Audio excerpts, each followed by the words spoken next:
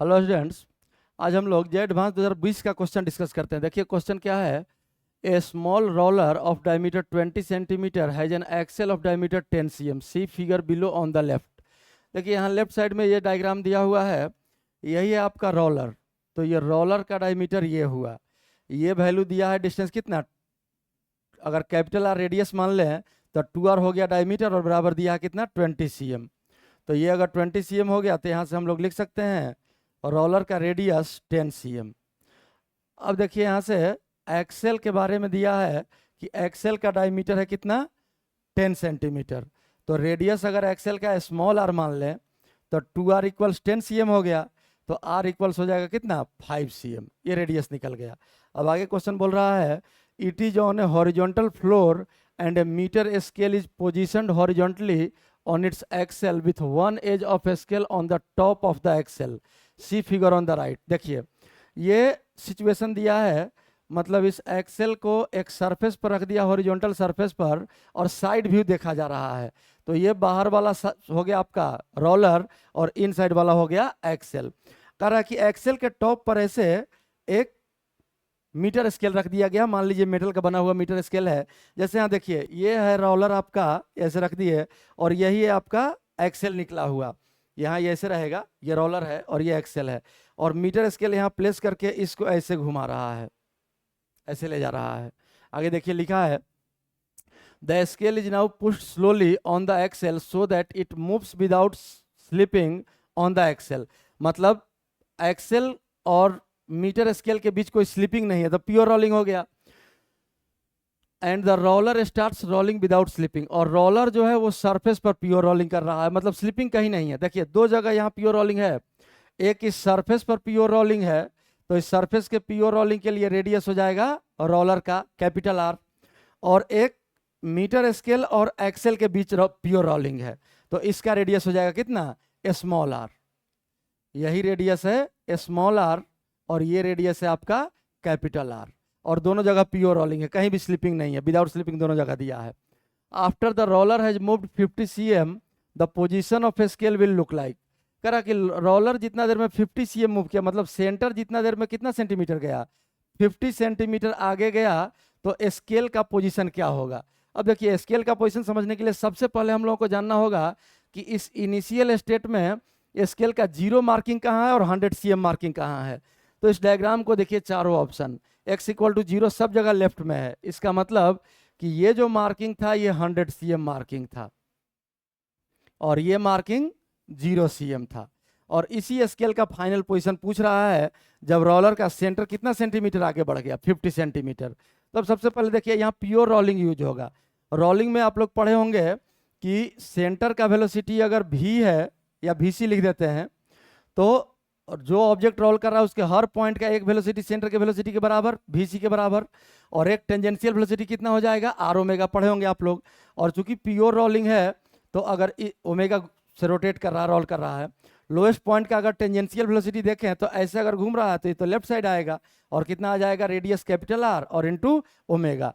और pure rolling के case में सरफेस के रेस्पेक्ट में लोएस्ट पॉइंट स्लिप नहीं करना चाहिए, तो vc इक्वल्स कितना आ गया कैपिटल आर इंटू ओमेगा। यहां से हम लोग ओमेगा का वैल्यू लिख लेंगे vc बाई आर। अब देखिए यहां से हम लोगों को पहले इस पॉइंट का वेलोसिटी निकालना होगा, इस टॉप पॉइंट का। तो जरा सोचिए टॉप पॉइंट का वेलोसिटी, इस फिगर को हम यहां दिखा रहे हैं सिर्फ एक पॉइंट से, सिर्फ इस पॉइंट को दिखा रहे हैं, सिर्फ इस पॉइंट को जहां कॉन्टैक्ट है मीटर स्केल और एक्सेल का। तो इस पॉइंट का वेलोसिटी, तो सेंटर के कारण एक वेलोसिटी vc आगे हो गया vc, और अगर ये क्लॉकवाइज डायरेक्शन में रोटेट कर रहा है तो सेंटर के अबाउट इस कॉन्टैक्ट पॉइंट का रेडियस हो गया स्मॉल आर, और आर ओमेगा ये भी तो आगे ही आ जाएगा, ऐसे रोटेट कर रहा है तो आगे ही चलेगा वेलोसिटी, तो vc और plus small R into omega. अब अगर इस पॉइंट का कॉन्टैक्ट पॉइंट है, ये कॉन्टैक्ट पॉइंट का कुछ नाम दे देते हैं, p मान लीजिए नाम दे देते हैं, तो कॉन्टैक्ट पॉइंट का p नाम दे दिए, तो p का वेलोसिटी देखिए वेलोसिटी ऑफ पॉइंट p, और ये कैलकुलेशन हम लोग कर रहे हैं किसके रेस्पेक्ट में, ग्राउंड के रेस्पेक्ट में। तो वेलोसिटी ऑफ पॉइंट p कितना हो गया vc और प्लस स्मॉल r का वैल्यू है यहाँ से देखिए 5 cm, और इनटू ओमेगा का वैल्यू आ गया आपका vc बाई कैपिटल आर का वैल्यू है 10 cm, तो 5 से 10 कैंसिल हो गया, 2 cm भी कैंसिल, और vc प्लस vc बाई 2 ये हो गया 3/2 VC। अब जो भी सेंटर का वेलोसिटी होगा उसके अनुसार हम लोग कैलकुलेट कर लेंगे। तो जरा ध्यान से देखिए, मान लिए कि ये प्रोसेस हुआ टी टाइम में। कितने टाइम में?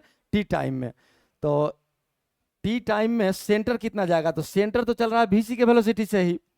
तो टी टाइम में VC into T equals 50 cm।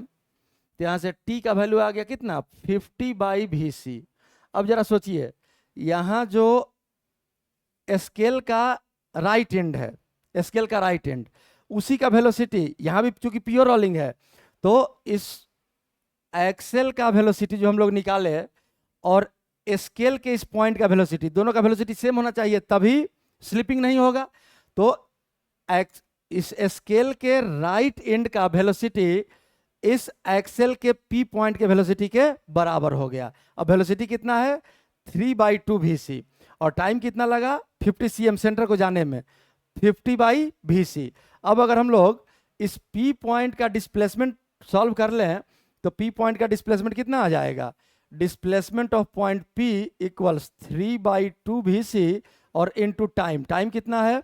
Time आ गया 50/VC। 50/VC, ये VC कैंसिल हो गया, 2 से कैंसिल हो गया 25, ये आ गया आपका 75 cm। अब देखिए वेलोसिटी चूंकि कांस्टेंट है तो कांस्टेंट वेलोसिटी के लिए एस बराबर क्या यूज करेंगे? VT यूज करेंगे हम लोग। इसीलिए हम लोग यहाँ भी एस इक्वल्स VT यूज किए हैं। सेंटर के लिए 50 सेंटीमीटर चला, टाइम निकाले और पी पॉइंट का डिस्प्लेसमेंट निकाल लिए, एस बराबर VT। पी पॉइंट का वेलोसिटी पहले ही निकाल चुके हैं। और पी पॉइंट क्या है? पी पॉइंट एक्स, ये मीटर स्केल और एक्सेल का कॉन्टैक्ट पॉइंट है। तो दोनों के बीच कैसा मोशन है? यहाँ साफ साफ लिखा है विदाउट स्लिपिंग, यहाँ कोई स्लिपिंग नहीं है। तो स्लिपिंग अगर नहीं है तो दोनों का वेलोसिटी क्या होना चाहिए? सेम होना चाहिए। तो मीटर स्केल का जो वेलोसिटी हुआ वही वेलोसिटी किसका है? एक्सेल का। तो एक्सेल का वेलोसिटी हम लोग निकाल चुके हैं यहाँ से प्योर रोलिंग का यूज करके, वही हम लोग पी पॉइंट का वेलोसिटी भी ले लिए, मीटर स्केल के राइट एंड का वेलोसिटी। अब जरा इस बात को हम लोग ध्यान से समझते हैं कि कितना डिस्टेंस मूव किया होगा। 75 cm तो आ गया। इस डायग्राम को जरा ध्यान से देखिए, ये आपका इनिशियल रोलर और एक्सेल है, और यही पॉइंट जो है यहाँ स्केल के लिए, मीटर स्केल के लिए मार्किंग क्या है? 100 cm। और ये वाला एंड का मार्किंग क्या है?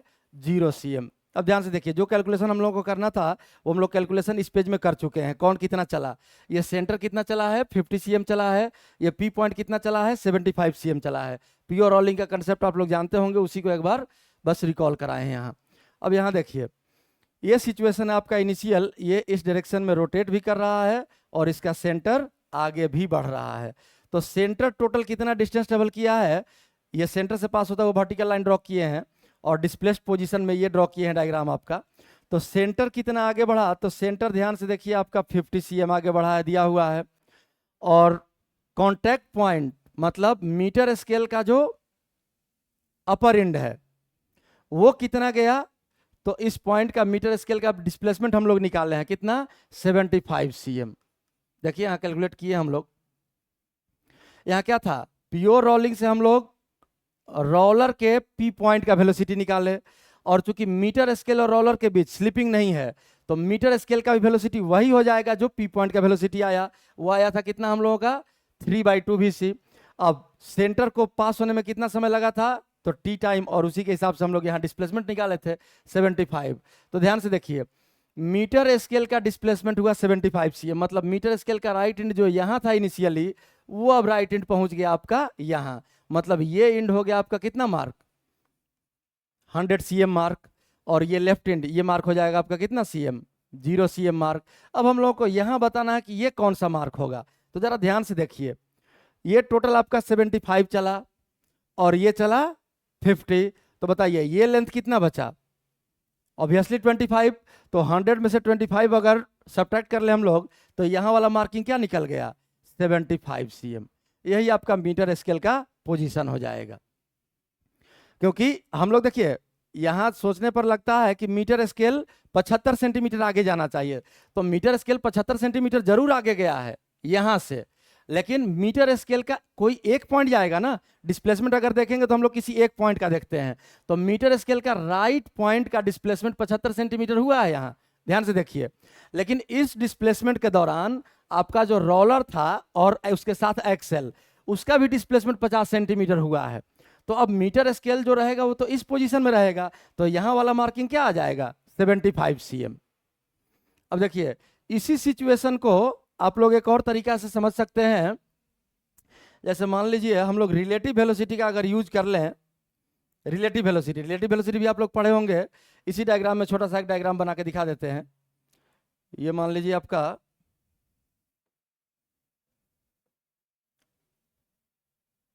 यही आपका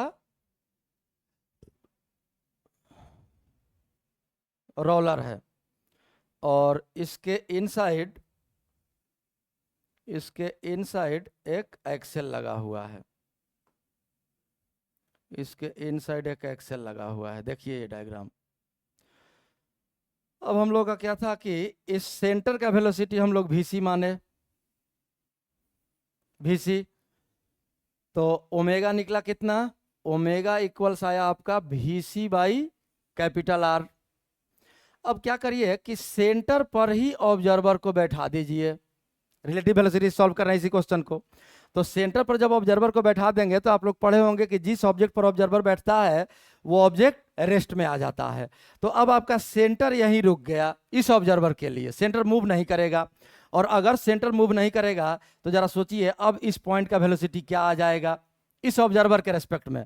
तो ऑब्जर्वर के रेस्पेक्ट में अगर P पॉइंट का हम लोग वेलोसिटी निकाले तो velocity of point P with respect to centre हो गया equals velocity of point P और minus velocity of centre equals P का वेलोसिटी कितना आया था 3/2 VC, ये तो कैलकुलेट कर चुके हैं हम लोग, और माइनस सेंटर का वेलोसिटी कितना है VC, क्या आ गया ये VC/2।